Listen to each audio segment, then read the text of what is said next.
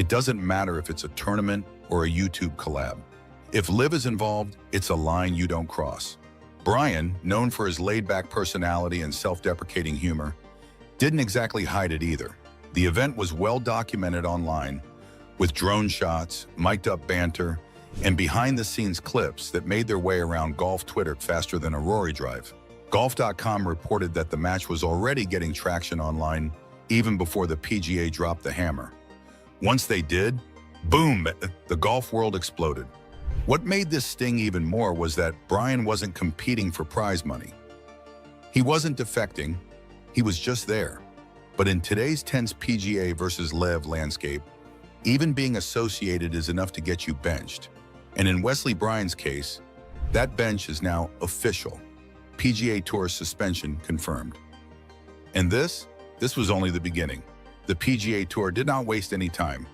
Just days after the duels, Miami went live, and before the dust even settled on Twitter, the hammer came down. Wesley Bryan, who thought he was just having a good time with some fellow content creators, woke up to the cold reality of PGA bureaucracy. Suspension. Official. Immediate. According to Golf Digest, the tour ruled that Bryan had violated its strict guidelines regarding unsanctioned events. See, under normal circumstances, PGA players need written permission to play in anything that isn't a tour-sanctioned event. And that includes charity scrambles, money games, and apparently now, influencer-driven YouTube matches with LIV fingerprints on them. To make it worse, this wasn't some sneaky backdoor deal. The match was public, the cameras were rolling, LIV ties were known.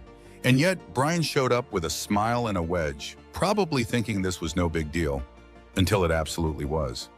The response from the tour was swift, silent, and surgical. No press conference, no long-winded statements, just a cold letter and a clear message.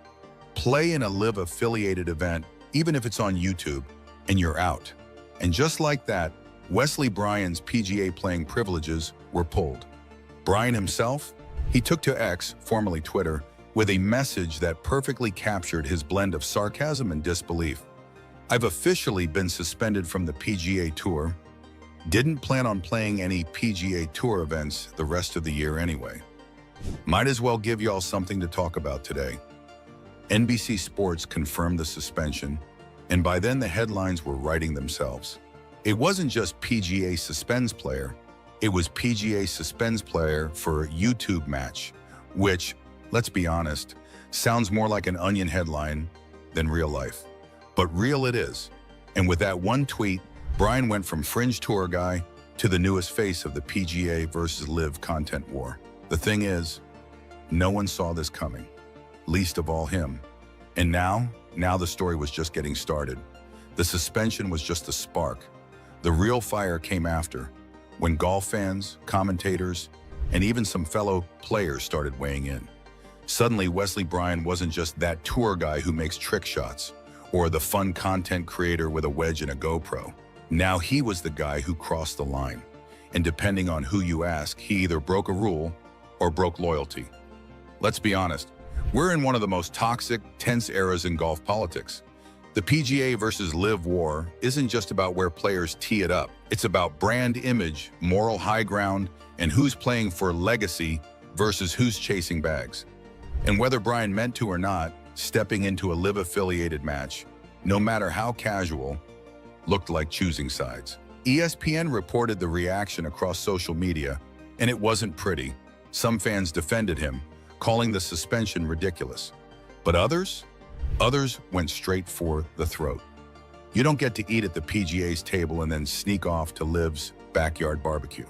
You're either with us or you're with them.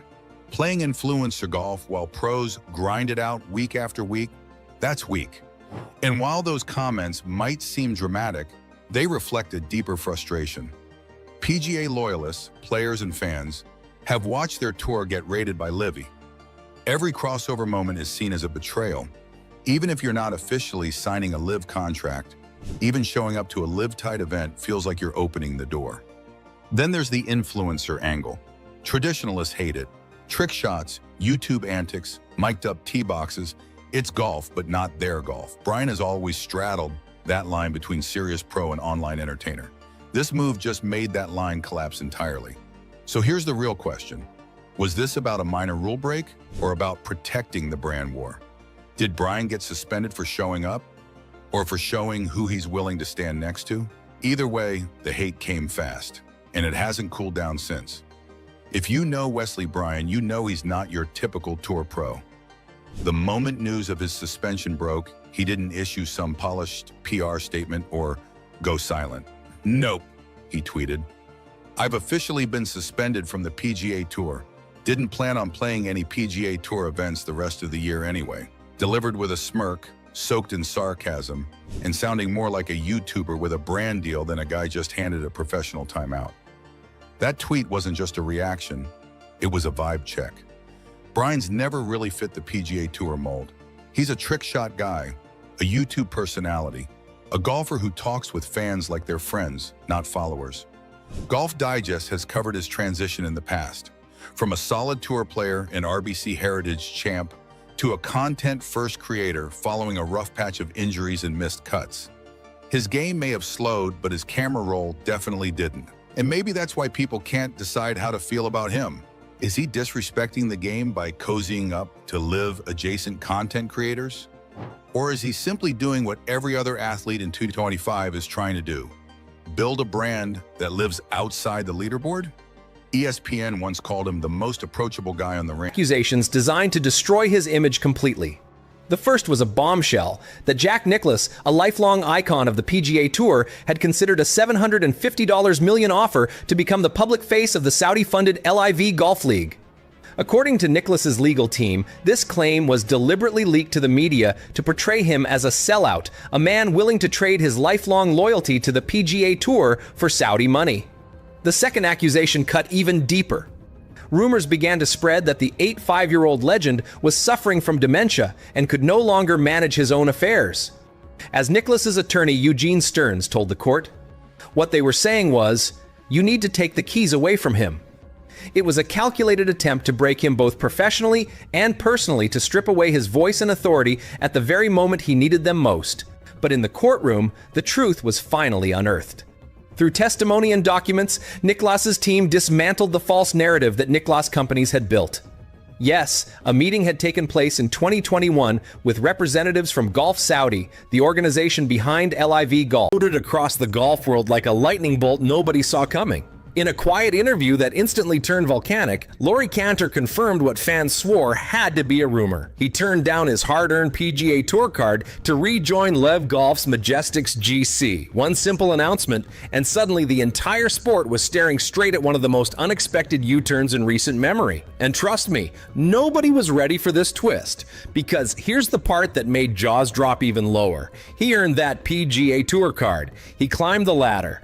He secured the golden ticket every aspiring pro dreams about. And then he walked away from it like it was nothing more than a pit stop on his journey.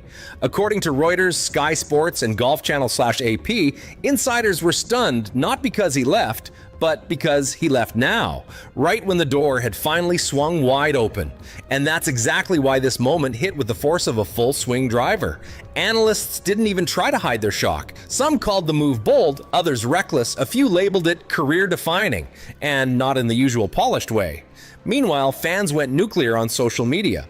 Half cheered him for choosing his own path, half accused him of abandoning tradition. And somewhere in the middle, PGA Tour officials reportedly labeled the decision a snub, a word Sky Sports didn't hesitate to print. Momentum shifted instantly, and once again, the PGA LIV fracture was back under a spotlight it hoped had faded. But here's where everything gets even crazier. This isn't just another player switching tours. This isn't about money, contracts, or who offers better range snacks. This is Laurie Canter rejecting the traditional dream route, the path golfers spend their whole lives chasing. He finally reached the summit, and then chose a different mountain altogether. And now the only question echoing across the sport is this: what made him walk away after finally earning the golden ticket? Because whatever the answer is, it's about to shake everything that comes next. Laurie Canter didn't just wake up one morning and flip a coin between the PGA Tour and LIV Golf. According to the Express and Golf Monthly, the Majestics GC camp had been circling him for months, quietly making it clear they not only wanted him back, they wanted him fully locked in for their 2026 rebuild. Loyalty wasn't just a theme here, see, it was the whole pitch. For a player who'd spent years grinding for chances, being chosen hit different, and that kind of validation can move mountains in a golfer's heart. But LIV wasn't offering a handshake and a hope. They were offering guaranteed opportunity, a set role, a full-time roster spot, and a structure Canter had already experienced in previous seasons. Unlike the uncertainty he faced as a reserve, this return came with clarity, purpose, and stability. LIV's revamped 2026 plan promised even more. A stronger schedule, clearer pathways, and a team system that actually meant something. For a guy whose career surged whenever he knew his job, that was impossible to ignore. And here's the pressure part nobody talks about. When Canter entered LIV as a substitute before, he had to fight for every tee time, every slot, every weekend. Now, Majestics wanted him as a foundational piece, a full roster athlete with a real identity inside the squad. That's a very different type of weight. It wasn't pressure to survive. It was pressure to lead. And that kind of challenge can pull a competitor right back into the fire. Meanwhile, the PGA Tour card he earned wasn't some casual invite.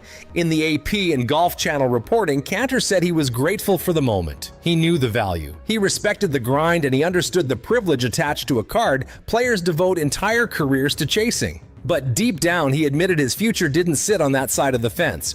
Because sometimes the path you're supposed to follow isn't the one your instincts want anymore. And that's where the emotional conflict hits hardest. Turning down the PGA Tour isn't just changing tours, it's rejecting decades of tradition, prestige, and the storybook route nearly every pro grows up dreaming about. In the end, comfort, clarity, and loyalty outweighed prestige. But that's only half the story. Because the real shock wasn't the decision, it was the ripple effect. The moment Laurie Canter's decision hit the newswire, analysts didn't waste a second. Sky Sports framed it bluntly. A worrying sign for the PGA Tour, a move that raised serious questions about player retention at the worst possible time. Reuters echoed the same alarm. If golfers are willing to walk away after earning a PGA Tour card, the PGA's grip on its rising stars may be weaker than anyone thought. And just like that, the quiet tension between the tours roared back to life. Critics didn't hesitate to call this bad for the PGA Tour, and not in a subtle way.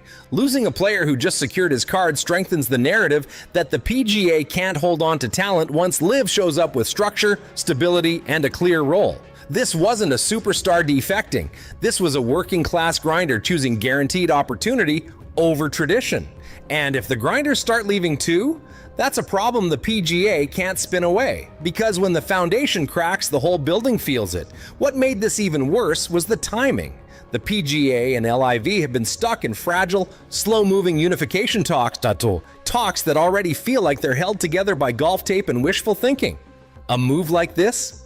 It deepens the divide. It signals LIV is gaining quiet momentum again, and every new signing makes the negotiating table just a little more unstable. Suddenly, unity feels farther away than ever.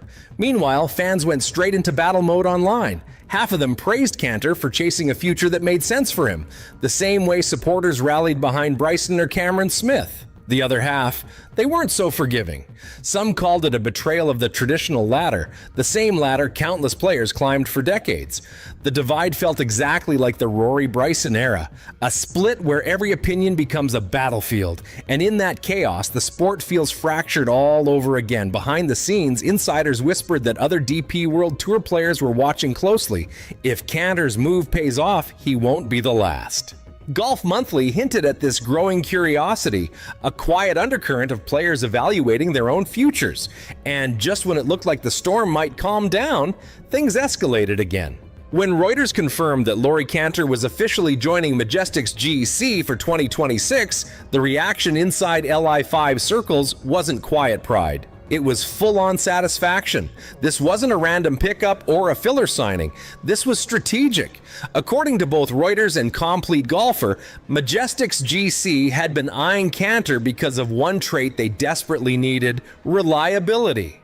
In 2023 and 2024, he built a reputation as one of the most consistent ball strikers in the rotation, the kind of player who stabilizes a team's entire backbone. And in a league where every point matters, stability is a weapon. Behind closed doors, LIV has been rebuilding quietly for months. While the headlines focused on the drama, the teams focused on identity, constructing rosters that aren't just competitive but culturally tight. The Majestics, with their veteran core and outspoken personalities, needed someone who fit their DNA without shaking the room. Canter checked every box. And with LIV's 2026 season planning, expanded global stops, and a more polished format, signing a player who believes in the long-term vision matters more than ever. Because the future isn't built with noise, it's built with intentional moves like this. And make no mistake, LIV executives saw this as symbolic. A player who earned a PGA Tour card, the pinnacle of the old system, turned it down to return to LIV. That alone sent shockwaves through the sport. To LIV's leadership, this wasn't just a signing, it was validation that their structure, team culture, and identity were becoming a destination, not a fallback. It proved players weren't just joining for money, they were joining because they believed in the ecosystem. And symbolism like that hits harder than any bonus check ever could. Inside Majestic's GC, the move had an extra layer. Lee Westwood and Ian Poulter have long valued loyalty, chemistry, and grinders who play with a team-first mentality. They'd seen Canter up close. They knew his work ethic, his mindset, his ability to steady chaos. Bringing him back wasn't business. It was belief. And belief is what builds dynasties before anyone notices. But the ripple effect reaches much farther than Canter.